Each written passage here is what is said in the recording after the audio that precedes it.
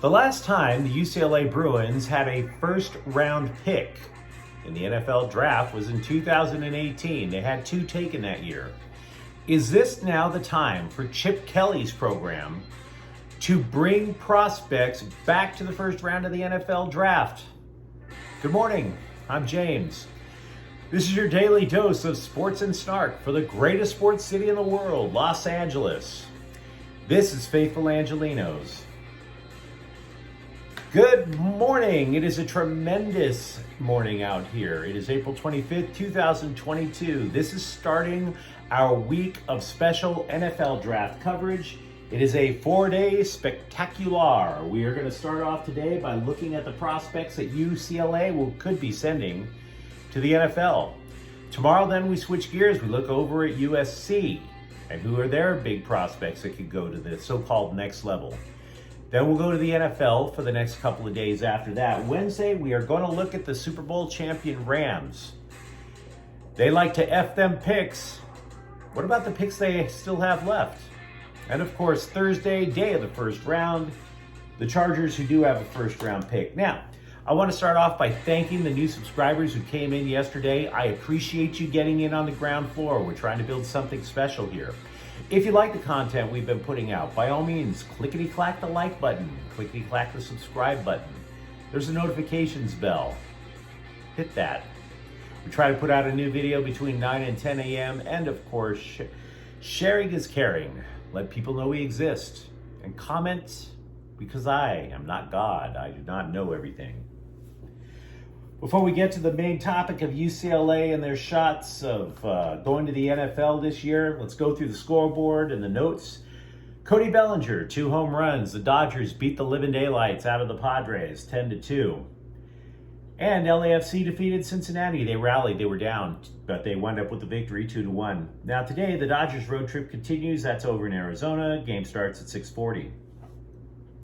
Let's give you a Kings playoff update, because after all, they're trying to make the playoffs for the first time since 2018. They are off until Wednesday. They could have qualified last night had the Vegas Golden Knights lost in regulation. Well, the Knights lost. It just wasn't in regulation. So yeah, they have like this little faint, little bitty heartbeat, and everybody's running across with the paddles, and somebody's smacking it on their chest, screaming clear, and maybe they're going to live, but it's highly doubtful. They're seeing the light. They're going to it. Dodgers, David Price has COVID-19. Now, manager Dave Roberts doesn't expect anyone else on the team to get COVID-19. Price will be basically isolating, I guess, for a week.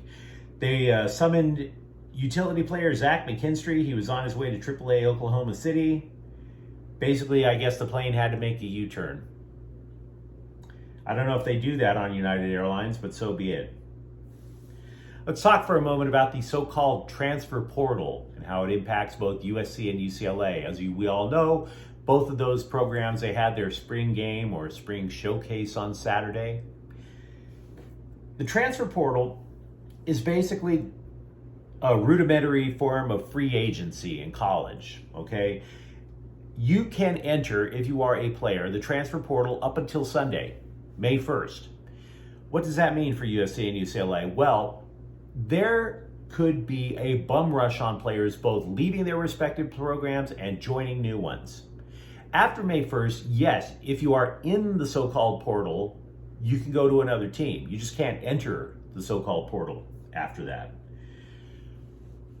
I think it's going to impact USC in the positive and potential UCLA in the negative. The reason, scheduling. UCLA's schedule, they have 3 practices this week. The coaches, they're all going to be on the field, not recruiting for those 3 practices. USC, on the other hand, their whole program ended on Saturday with the spring game. Now, why does this matter? Well, because USC has gained another player. They added a safety after the spring game, Bryson Shaw. He is coming from Ohio State. Now, Shaw, this matters for the Trojans because he was 3rd on the Buckeyes with 59 tackles. That matters because if you recall under Clay Helton, USC was terrible at tackling. They were god-awful. As for UCLA, they lost a senior defensive back, Alicia Guidry. He entered the transfer portal. He is the 20th Bruin to do so. Now, don't get me wrong, there's going to be Trojans entering the transfer portal as well after that spring game. We just don't know what's going to go on. But right now, USC has the edge. But let's go back to UCLA. Now, as I mentioned earlier, the last first-round picks from the Bruins came in 2018. You had quarterback Josh Rosen, who bounced around the league for a while. He's a free agent now. And Colton Miller, who the Raiders like. They've kept him, obviously. This is the first year where prospects were pretty much all selected by Chip Kelly, and you're saying, okay, he's a former NFL head coach, so theoretically, he would know how to groom prospects to get to the so-called next level. So will that streak end this year? Will the Bruins have a first-round pick? Probably not. It's a work in progress.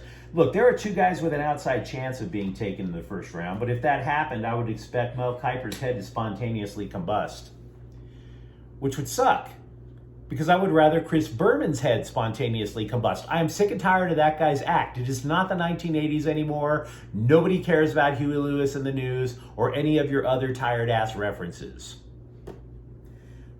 Sorry. Private rant. That one was for me. Look, the top prospect from UCLA appears to be left tackle Sean Ryan, okay? But for what I've been reading, NFL folks envision him as a guard. He was only at UCLA for a couple years, got off to a terrific start. He's still described as NFL ready. They like his body positioning. They like his durability. Yeah, but what they didn't like was that he didn't continually elevate his game. Now, what does that mean?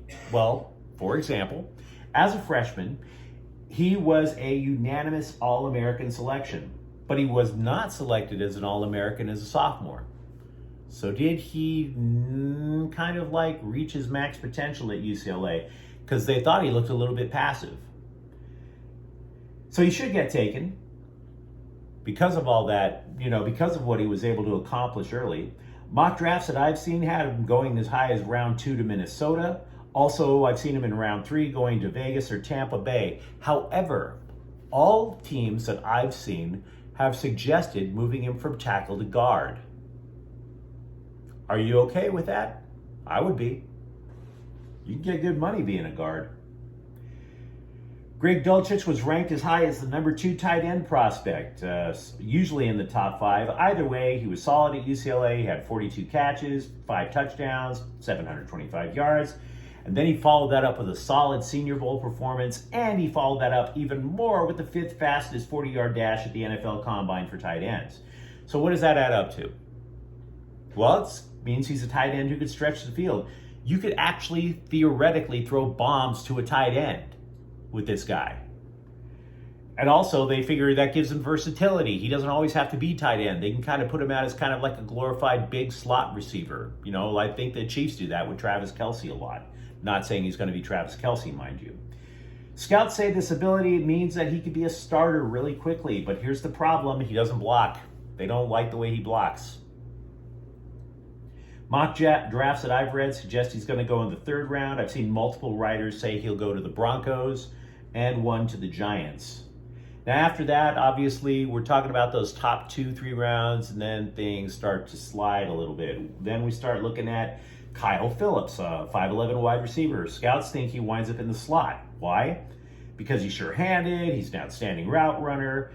He catches 59 passes for UCLA last year, 739 yards, 10 TDs. Now, you might be sitting there saying, great, Cooper Kupp was a slot receiver. Now he's the best receiver in football. True, but those 50-50 passes, and a 50-50 pass is pretty much where you're battling the tight end to get possession of the ball. Cooper Kupp wins those fights. They don't think Phillips is going to win those fights. Mock drafts have him going as high as 4th round to Carolina or Dallas. And then we are starting to talk about people who may or may not get drafted. Defensive lineman, Otito Ogbonia. They project him as a back of the roster guy from what I heard. Now, he has skills that a lot of teams are really going to like. They see him as a useful player. But what he doesn't do is make the play. What he is a 6'4", 320-pound guy, And because of that size and because of his strength, he eats up a lot of blockers on the defensive line. What does that mean? Well, it means if you've engaged all these blockers, that allows your linebackers to come up and make the play. Do you see what I mean? And if he's a nose tackle, he's not going to be running from sideline to sideline with, this blazing speed and just, no. He creates the opportunity for the people around him to make the play. And that still has use. It really does. So if you're a team, though, that values speed on defense over everything else, he's not your guy. On the other hand, if you're like, no, we have plenty of speed everywhere else, we want somebody who will, take on 2-3 people at once, he is your guy. So he could have a long career. I've seen mock drafts take him as high as the 5th round, but others in the 7th. So now we're starting to talk about, are they going to get taken? Then you're talking about safety Quentin Lake. He intercepts 3 passes for the Bruins. He's described as hard-nosed. He's described as instinctive, but not quick. Average athlete, but a really well-rounded, smart game. He's also described, however, because of that intellect, as a terrific prospect and a chance to be a potential steal in the draft. But what is a steal? You don't get steals in the 1st round. No. The mock drafts I've seen him have them all taken in the 7th round by different teams. Other 2 guys that I think have a shot to get drafted, but they're kind of hard to peg. You're talking about the other safety, Quantrez Knight, the right tackle, Alec Anderson. The belief is that if they get drafted, and that's a bit of an if, Anderson would have to move to guard, and Knight would probably wind up on special teams. And I did not see a single mock draft that had them taken. So make of that what you will. I am by no means an expert. I'm just a guy who reads a lot and watches a little bit of tape here and there. You're not going to be seeing me on the NFL Network, which is fine. I have friends who do work for NFL Network. Good people. So if you enjoyed today's episode, thanks. By all means, like and subscribe to Faithful Angelenos. We're going to be back tomorrow. Thank you for watching. I'm James. Faithful Angelenos is a Quian Corta El Queso production. Have a great day. Bye-bye.